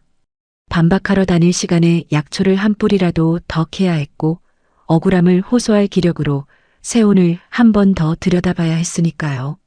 연심은 그저 입술을 깨물고 산을 올랐습니다. 그 무렵 마을 어귀에 홀로 사는 최노인이 심상치 않은 얼굴로 앉아 있었습니다. 환갑이 넘어서는 산을 내려와 마을 어귀에서 소일하며 살았고 마을 일에 깊이 끼어드는 법이 없었지요. 그런 최노인이 며칠째 무언가를 곱씹는 사람처럼 눈빛이 무거웠습니다.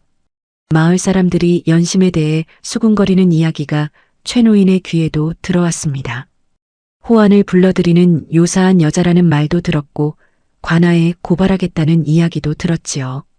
박 씨가 흘리고 다니는 말들이 어디서 시작된 것인지 오래 산 노인의 눈에는 훤히 보였습니다.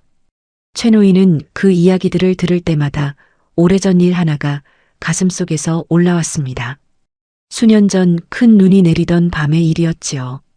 그 일을 이제껏 혼자 가슴에 묻어두었습니다. 남의 집 일에 끼어드는 것이 내키지 않았고 죽은 사람 이야기를 꺼내는 것이 망자에게 예의가 아닌 것 같기도 했습니다. 그러나 박 씨가 흘린 말들이 마을을 돌아다니고 연심이 날마다 고개를 숙이고 산을 오르는 모습을 보면서 최노인은 더 이상 입을 다물고 있어서는 안 되겠다는 생각이 들었습니다. 묻어두었던 일이 있었습니다. 그 일을 꺼낼 때가 되었습니다. 최노인이 연심의 초가를 찾아온 것은 해가 서쪽으로 기울기 시작할 무렵이었습니다. 연심은 세온을 재우고 막 바느질을 시작하던 참이었지요. 대문 밖에서 인기척이 나기에 나가보니 낡은 무명 두루마기에 페랭이를 쓴 최노인이 서 있었습니다. 연심은 놀라서 어서 들어오시라고 했지만 최노인은 방 안으로 들어오지 않고 마루 끝에 걸터 앉았습니다. 한참을 아무 말 없이 앉아있던 최노인이 천천히 입을 열었습니다. 도윤이 이야기를 해야겠소. 연심은 바느질감을 내려놓고 최노인을 바라보았습니다. 오래전 일이요. 내가 혼자만 알고 있던 일인데 이제 꺼낼 때가 된 것 같소. 최노인은 마른 기침을 한번 하고 나서 이야기를 시작했습니다. 수년 전 겨울이었습니다. 그해도 눈이 많이 내렸는데 마을 산의 서너시 산 중턱에 덫을 놓아두었지요. 노르며 살기며 겨울 짐승을 잡아 고기는 먹고 가죽은 팔 생각이었습니다. 그런데 그 덫 중 하나에 새끼 호랑이가 걸려들었습니다. 어미에게서 채 떨어지지도 않은 어린 놈이었는데 앞발이 덫에 물려 피를 흘리며 울부짖고 있었지요. 사내들은 좋아라 했습니다. 새끼 호랑이를 산채로 관아에 바치면 상금도 받고 포상도 받을 수 있었으니까요. 사내들은 밧줄을 가지러 마을로 내려갔고 최노인은 잠시 그 자리를 지키고 있었습니다. 그때 도윤이 그 자리를 지나쳤습니다. 피를 흘리며 덫에 걸린 새끼 호랑이를 본 도윤의 얼굴이 굳어졌습니다. 멀리서 어미 호랑이의 울음소리가 들려왔지요. 산을 뒤흔들 듯 울부짖는 어미의 소리와 덫에 걸려 가늘게 낑낑대는 새끼의 소리가 눈보라 속에서 뒤섞였습니다. 도윤은 한참을 그 자리에 서 있었습니다. 최노인은 도윤이 무슨 생각을 하는지 알았습니다. 그래서 조용히 다른 쪽을 바라보았지요. 못 본 척을 해준 것이었습니다. 그날 밤 도윤은 혼자 다시 산에 올라갔습니다. 한밤중에 덫을 끊어 새끼 호랑이를 풀어준 것이었지요. 눈보라 속에서 차가운 쇠덫을 맨손으로 끊어내느라 손이 상했을 것이었고 새끼를 안전한 곳까지 옮겨주느라 옷이 흠뻑 젖었을 것이었습니다. 최노인은 그 일을 알았습니다. 이튿날 새벽 덫자리에 올라가 보니 덫이 끊겨 있었고 눈 위에 도윤의 발자국이 남아 있었으니까요. 그러나 최노인은 아무에게도 말하지 않았습니다. 도윤도 말하지 않았고 최노인도 말하지 않았지요. 그런데 그 일을 알고도 모른 척한 사람이 또 하나 있었습니다. 바로 한도식이었습니다. 도식은 그날 밤 도윤이 산에 오르는 것을 보았습니다. 수상하게 여겨 뒤를 밟았지요. 그리고 도윤이 덫을 끊는 것을 보았습니다. 도식은 그 자리에서 분노했습니다. 새끼를 관아에 바쳤으면 받을 수 있었던 상금이 날아간 것이었고 도윤이 그 기회를 제 손으로 망쳐버린 것이었으니까요. 도식은 이튿날 도윤을 찾아가 소리를 낮추어 말했습니다. 내가 어젯밤 덫을 끄는 것을 내가 알고 있다. 그 상금이 얼마인 줄 알고 그 짓을 했느냐. 쓸데없이 짐승 목숨을 살려 무엇하겠다는 것이냐. 도윤은 아무 대꾸도 하지 않았습니다.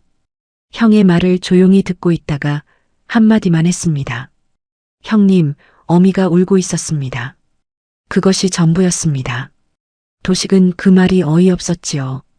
짐승 어미가 우는 것이 무슨 상관이냐고 코웃음을 쳤습니다. 그러나 도윤은 더 이상 설명하지 않았습니다. 형의 눈에는 도윤이 그날도 쓸데없이 마음이 무른 어리석은 동생일 뿐이었지요. 그 뒤로 도식은 그 일을 입 밖으로 꺼내지 않았습니다. 굳이 동생을 두둔할 이유도 없었고 그렇다고 고발할 만한 일도 아니었으니까요. 그냥 묻어두었지요. 그리고 세월이 흘러 도윤이 죽었습니다. 최 노인이 이야기를 끝냈습니다. 방안이 조용했습니다. 연심은 한동안 아무 말도 하지 못하고 앉아 있었지요. 최 노인의 이야기가 머릿속에서 천천히 맞추어지고 있었습니다. 눈보라치던 밤 흠뻑 젖은 옷을 입고 돌아오던 도윤.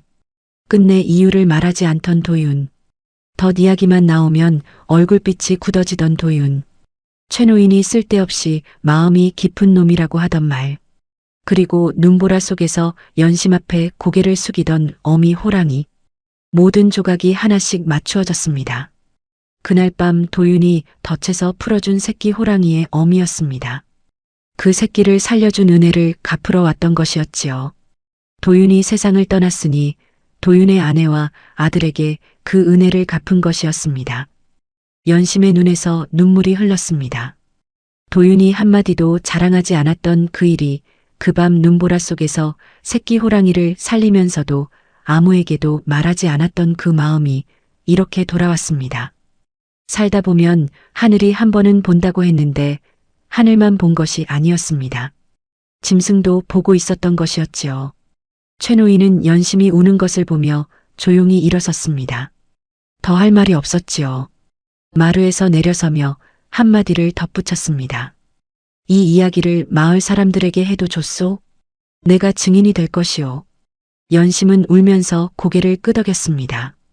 최 노인이 입을 연 것은 이튿날 아침이었습니다. 우물가에 안악들이 모여 있는 자리에 최 노인이 천천히 걸어왔습니다. 평소 마을 일에 끼어드는 법이 없던 노인이 자리에 나타나자 안악들이 눈을 동그랗게 뜨며 조용해졌지요. 최 노인은 서두르지 않았습니다. 페랭이를 고쳐 쓰고 안악들을 천천히 둘러보다가 입을 열었습니다. 도윤이 이야기를 해야겠소. 그리고 수년 전 눈보라 치던 밤의 일을 처음부터 끝까지 이야기했습니다. 덫에 걸린 새끼 호랑이를 한도윤이 몰래 풀어준 일, 그 일을 알고도 상금을 놓쳤다며 동생에게 분개했던 것이 다름 아닌 한도식이었다는 것까지. 우물가가 조용해졌습니다. 안악들이 서로 눈을 마주쳤습니다. 최 노인은 거짓말을 하는 사람이 아니었습니다. 마을에서 수십 년을 살아온 노인이었고 이런 이야기를 꾸며낼 이유가 없는 사람이었지요. 안악들은 최 노인의 이야기를 들으면서 그동안 박 씨에게 들어온 이야기들을 다시 한번 머릿속에서 꺼내보았습니다.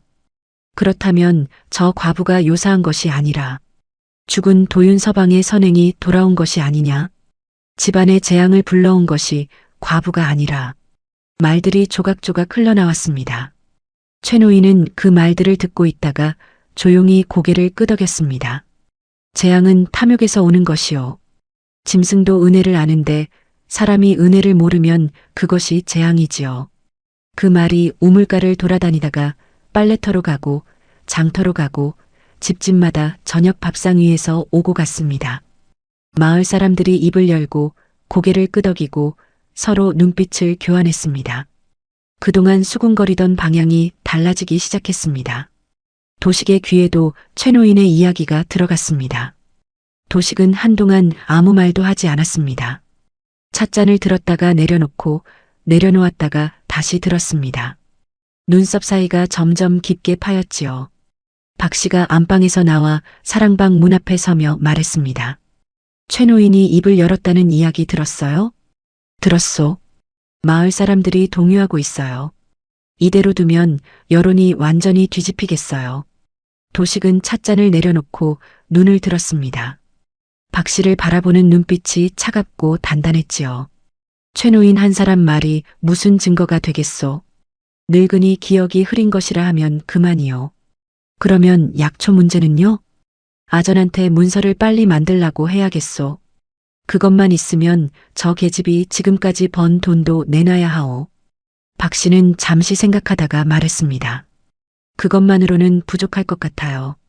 저 호랑이가 계속 저 계집 편을 드는 한 마을 사람들이 완전히 저 계집을 등지지 않을 거예요. 호랑이를 없애야 해요. 도식의 눈이 가늘어졌습니다.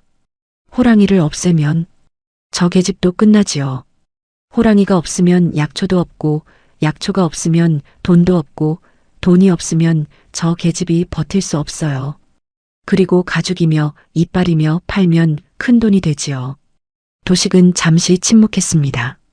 그러더니 천천히 고개를 끄덕였습니다. 탐욕이 극에 달하면 사람은 두려운 것도 모르게 되는 법이었습니다. 그것이 상군이든 하늘의 뜻이든 눈앞의 이익 앞에서는 보이지 않는 것이었지요. 도식은 그날 밤 덕과 쇠창을 꺼내 손질하기 시작했습니다. 그리고 하늘은 그 모든 것을 보고 있었습니다. 도식이 산에 오르기로 한 날 밤 하늘에서 눈이 내리기 시작했습니다. 처음에는 가볍게 흩날리는 눈발이었는데 밤이 깊어갈수록 조금씩 굵어졌지요. 도식은 사랑방에서 덕과 쇠창을 꾸러미에 싸며 박 씨와 마지막 이야기를 나누었습니다. 박 씨는 남편이 챙기는 꾸러미를 바라보며 낮은 목소리로 말했습니다. 혼자 가도 되겠어요? 마을 사람을 데려갔다가 나중에 입이 되면 곤란하오. 혼자 가는 것이 낫소. 그 호랑이가 크다고 했는데. 도식은 쇠창을 손에 쥐어보며 입을 비틀었습니다. 짐승이 아무리 크다 한들 쇠를 당하겠소. 덫을 제대로 놓으면 그만이요. 박 씨는 더 말리지 않았습니다. 오히려 등잔을 들어 남편의 꾸러미 싸는 것을 도왔지요. 호랑이 가죽을 팔면 큰 돈이 될 것이고 호랑이만 없어지면 연심도 끝장이라는 생각이 박 씨의 머릿속을 가득 채우고 있었으니까요. 도식은 꾸러미를 등에 지고 사랑방을 나섰습니다. 마당을 가로질러 대문을 열고 나갈 때 눈발이 얼굴을 스쳤습니다. 도식은 갓을 고쳐 쓰고 산 쪽을 바라보았습니다. 어둠 속에 산자락이 검게 솟아 있었지요. 도식은 입술을 굳게 다물고 그 방향으로 걷기 시작했습니다. 탐욕이 두려움을 삼켜버린 사람의 걸음이었습니다. 산에 들어서자 눈이 더 굵어졌습니다. 도식은 덫을 놓기 좋은 자리를 찾아 산중턱까지 올라갔습니다. 도식은 젊어서 배워둔 것이 있었으니 덫 놓는 법쯤은 알고 있었지요. 짐승이 다니는 길목을 골라 덫을 설치하고 미끼를 두고 쇠창은 가까운 나무에 기대어 두었습니다. 덫을 다 놓고 나서 도식은 조금 떨어진 바위 뒤에 몸을 숨겼습니다. 기다리면 되는 일이었지요. 호랑이가 미끼를 향해 오다가 덫에 걸리면 그때 쇠창으로 마무리를 짓는 것이었습니다. 한동안 산이 조용했습니다. 눈 내리는 소리만이 나뭇잎을 스치며 들렸고 바람이 이따금 나뭇가지를 흔들었습니다. 도식은 웅크리고 앉아 기다렸습니다. 시간이 꽤 흘렀지요. 발이 차가워지고 손이 고바들기 시작할 무렵 도식은 슬그머니 자리에서 몸을 일으켜 덫 쪽으로 다가갔습니다. 미끼가 제대로 놓여 있는지 확인하려는 것이었지요. 그때였습니다. 산 전체가 울리는 것 같은 소리가 터졌습니다. 호랑이 울음이었습니다. 한 번이 아니었습니다. 왼쪽에서 한 번, 오른쪽에서 한 번, 그리고 바로 위쪽 능선에서 한 번. 사방에서 울음소리가 겹쳐 울려 퍼지는데 그 소리가 어찌나 크고 무겁던지 눈 위에 쌓인 눈가루가 파르르 떨릴 정도였습니다. 도식의 등골에 냉기가 쫙 퍼졌습니다. 한 마리가 아니었습니다. 그러나 그것은 착각이었지요. 깊은 산중에서 호랑이 울음 한 번이 울리면 골짜기를 타고 메아리가 겹쳐 사방에서 들리는 것처럼 느껴지는 법이었으니까요. 도식은 그것을 알만한 처지가 아니었습니다. 산에서 살아온 사람이 아니라 마을에서 갓을 쓰고 살아온 사람이었으니까요. 도식의 머릿속에서 계산이 사라지고 공포가 들어찼습니다. 도식은 쇠창을 집어들고 달아나기 시작했습니다. 어느 방향으로 가야 마을이 나오는지 생각할 겨를이 없었습니다. 그저 울음소리가 들리지 않는 쪽으로 어둠 속을 헤치며 달렸지요. 눈이 쌓인 산길에서 달린다는 것이 얼마나 위험한 일인지는 달리는 도중에 알게 되었습니다. 발이 눈 속에 빠지고 다시 빼내고 또 빠지고 그러기를 몇 번 반복하다가 도식의 발이 무언가에 걸렸습니다. 철컥 하는 소리가 났습니다. 순간 발목에 쇠의 감촉이 느껴졌습니다. 도식은 그 자리에서 굳었습니다. 천천히 고개를 내려다보았지요. 제 발이 제가 놓은 덫에 물려 있었습니다. 어둠 속에서 방향을 잃고 달리다가 자신이 설치해 놓은 덫자리로 돌아와 버린 것이었습니다. 덫의 이빨이 발목을 물고 있었고 발목에서 통증이 올라왔습니다. 도식은 고통의 신음을 내뱉으며 몸을 비틀었지요. 그러나 덫은 쉽게 풀리지 않았습니다. 제가 단단히 설치해 놓은 것이었으니까요. 덫에서 발을 빼내려 몸부림치는 사이 도식의 몸이 비탈 쪽으로 쏠렸습니다. 발목이 묶인 채로 버티려 했지만 눈 위에서 균형을 잡는 것이 되지 않았지요. 몸이 미끄러지기 시작했습니다. 덫이 박혀있던 말뚝이 뽑히면서 도식은 비탈을 따라 끌려 내려갔습니다. 절벽이었습니다. 비탈 끝이 낭떠러지였는데 도식은 그것을 어둠 속에서 알아채지 못하고 끌려가다가 절벽 끝에서 가까스로 나뭇가지를 잡았습니다. 두 손으로 나뭇가지를 붙잡고 발목은 덫에 물린 채로 절벽 끝에 매달린 것이었지요. 사람 살려! 사람 살려! 도식의 비명이 산중으로 울려 퍼졌습니다. 눈보라가 그 소리를 흩어놓았지만 산 아래 마을까지 간신히 닿았습니다. 그 순간이었습니다. 절벽 위 눈밭에서 커다란 그림자 하나가 천천히 걸어왔습니다. 도식은 고개를 들어 그것을 보았지요. 먹빛 줄무늬, 이마의 왕자, 무늬, 노란빛이 감도는 크고 깊은 눈. 호랑이였습니다. 호랑이는 절벽 끝에 멈추어 섰습니다. 매달려 있는 도식을 내려다보았지요. 도식은 두 손에 힘을 주어 나뭇가지를 붙잡은 채로 눈을 감았습니다. 이제 죽는구나 싶었지요. 그런데 호랑이는 덮치지 않았습니다. 물어뜯지도 않았습니다. 그저 절벽 끝에 서서 도식을 내려다보고 있을 뿐이었지요. 매달려 있는 도식의 두 손이 떨리기 시작했습니다. 나뭇가지가 도식의 무게를 버티며 삐걱거렸습니다. 호랑이는 움직이지 않았습니다. 직접 죽이지 않았습니다. 제 욕심으로 판 함정에 제가 빠진 것을 지켜볼 뿐이었지요. 악인이 스스로의 탐욕으로 인해 파멸하도록 다만 그 자리를 지키고 있을 뿐이었습니다. 도식의 비명을 들은 마을 사람들이 횃불을 들고 산을 올라왔습니다. 마을 산의 서너시 도식을 발견하고 밧줄을 내려 간신히 끌어올렸지요. 절벽 끝에서 끌어올린 도식의 얼굴은 흙빛이 되어 있었고 발목은 덫에 깊이 물려 심하게 닫혀 있었습니다. 사람들이 도식을 끌어올리는 동안 호랑이는 조용히 몸을 돌려 어둠 속으로 사라졌습니다. 그 주변 눈밭에는 커다란 발자국이 원을 그리듯 찍혀 있었지요. 사람들은 그 발자국을 보며 말없이 서로 얼굴을 바라보았습니다. 도식이 사람들에게 들려 집으로 돌아왔을 때 박 씨는 처음에는 남편 걱정을 하는 척했습니다. 그러나 마을 사람들이 다 돌아가고 방 안에 둘만 남자 박 씨의 얼굴이 달라졌지요. 남편의 상태를 한번 훑어보고 나서 박 씨는 빠르게 움직이기 시작했습니다. 이제는 여기서 버티는 것이 불가능하다는 것을 박 씨는 직감으로 알았습니다. 최 노인의 증언이 마을에 퍼지고 호랑이 이야기까지 더해지면 마을 여론이 어디로 흐를지 뻔했습니다. 그렇다면 챙길 것을 챙겨서 떠나는 것이 빠른 길이었지요. 박 씨는 남편이 숨겨둔 재물 꾸러미부터 꺼냈습니다. 그리고 문서 보따리를 찾아 품에 넣었지요. 연심의 초가와 논밭 문서, 그리고 아전을 통해 새로 만들어둔 약초 군락지 관련 문서까지. 그것들만 있으면 어디 가서든 우길 수 있다고 생각했습니다. 박 씨가 그 꾸러미를 안고 대문을 나서려는 순간이었습니다. 마을 사람들이 아직 마당에 있었습니다. 도식을 데려오고 나서도 몇몇이 마당에 남아 이야기를 나누고 있었는데 박 씨가 보따리를 안고 나오는 것을 보았지요. 한 사내가 물었습니다. 이 밤에 어딜 가려는 것이오? 박 씨는 잠깐 머뭇거렸습니다. 그 순간 보따리 끝이 풀리며 안에 든 문서들이 마당 위로 쏟아졌습니다. 눈 위에 펼쳐진 문서들을 마을 사람들이 횃불을 들어 비추어 보았지요. 문서를 읽을 줄 아는 사내 하나가 그것을 집어들었습니다. 읽다가 얼굴이 굳었습니다.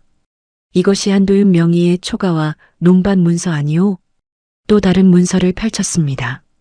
이것은 날짜가 다르게 적힌 같은 문서인데 이름이 한도식으로 바뀌어 있어. 아전 도장이 2개나 찍혀 있고. 마당이 조용해졌습니다. 사람들이 문서와 박 씨를 번갈아 바라보았지요.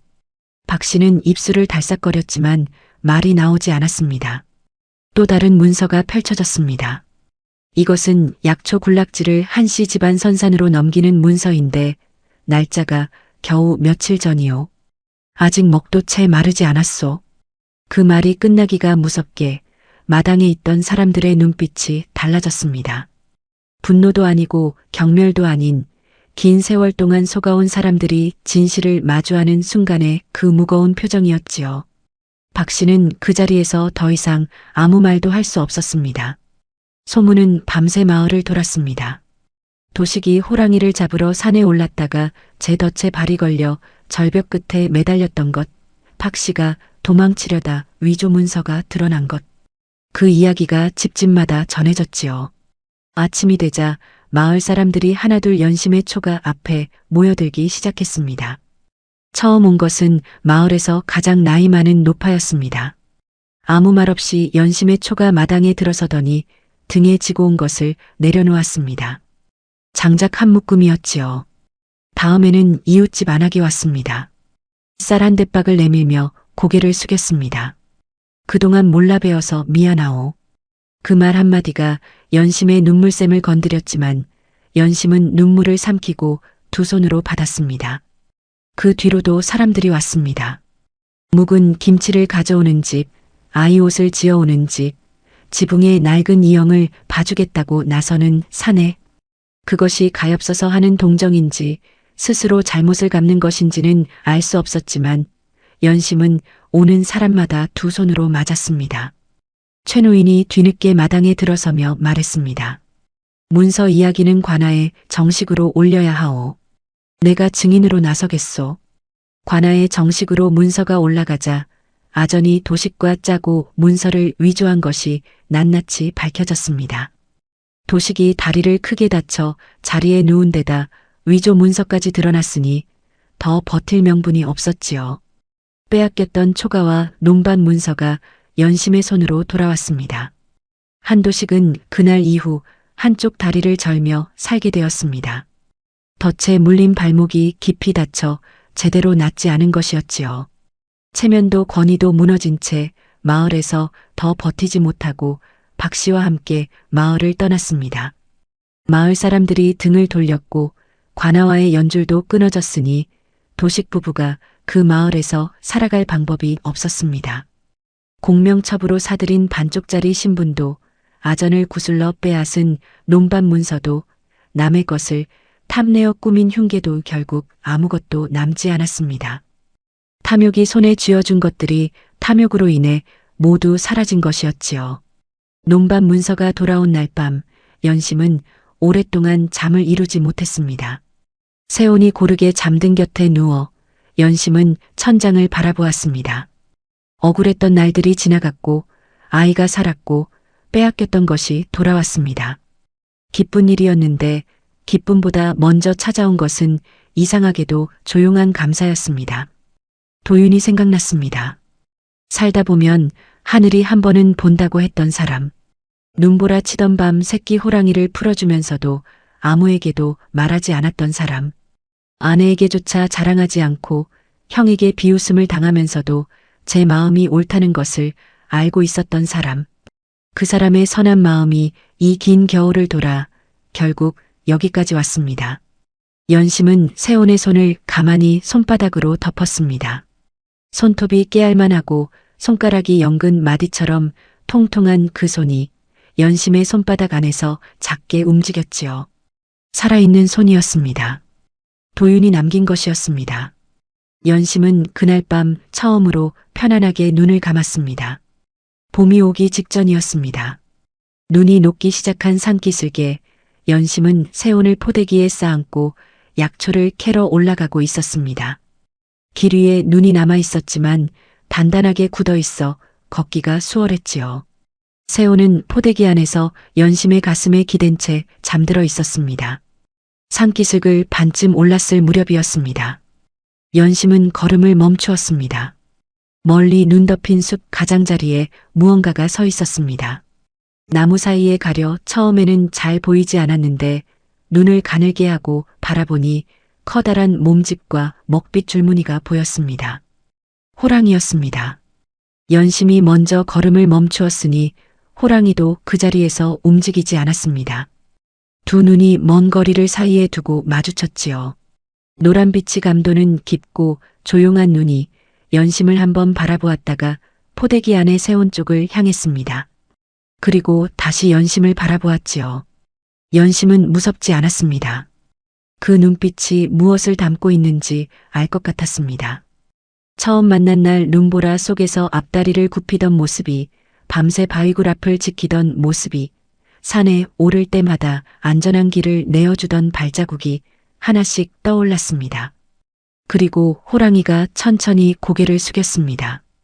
그 옛날 눈보라 속에서처럼 크고 무거운 머리가 낮게 내려왔습니다. 잠시 그 자세로 멈추어 있다가 다시 고개를 들었지요. 연심은 세온을 한쪽 팔로 더 단단히 안고 허리를 깊이 굽혀 인사를 했습니다. 말이 없었습니다. 말이 필요하지 않았지요.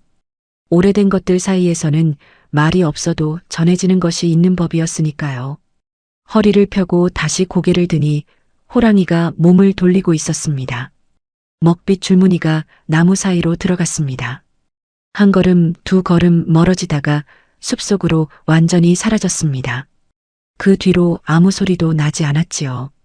마치 처음부터 없었던 것처럼 산이 조용했습니다. 연심은 한참을 그 자리에 서서 호랑이가 사라진 숲을 바라보았습니다. 그 뒤로 그 마을에서는 다시는 호환이 없었다고 전해집니다. 호랑이가 마을 가까이 내려오는 일도, 산에서 사람이 다치는 일도 없었지요. 마을 사람들은 그것이 무슨 이유인지 말하지 않았지만 마음속으로는 알고 있었습니다. 세월이 흘렀습니다. 그날 눈보라 속에서 어미 품에 안겨 살아난 아이 세온은 어른이 되어 마을에 약방을 열었습니다. 어머니 연심이 해마다 캐어 팔던 그 약초를 직접 재배하고 마을 의원에게서 의술을 배워 사람을 고치는 일을 업으로 삼았지요. 세온의 약방에는 한 가지 규칙이 있었습니다. 돈이 없는 사람을 먼저 본다는 것이었지요. 형편이 넉넉한 사람은 기다리게 하고 가난한 백성과 버려진 아이들, 홀로 된 노인들을 먼저 드리는 것이 세온의 방식이었습니다. 처음에는 그것이 이상하다고 하는 사람도 있었지만 세온은 그 방식을 바꾸지 않았습니다. 누군가 왜 그렇게 사느냐고 물으면 세온은 잠시 생각하다가 조용히 대답했습니다. 제 목숨은 제 어머니가 살리셨고 제 어머니는 제 아버지의 선행이 살리셨습니다. 짐승도 은혜를 아는데 사람이 은혜를 모르고 탐욕만 좇으면 결국 제 꾀에 제가 망하는 법입니다. 그 말을 들은 사람들은 저마다 고개를 끄덕였습니다. 그리고 그 이야기가 또 다른 이야기가 되어 강원도 홍천 산골 마을에서 오래오래 전해졌습니다. 눈보라 치던 밤 아기를 품에 안은 과부 앞에 호랑이가 무릎을 꿇은 이야기로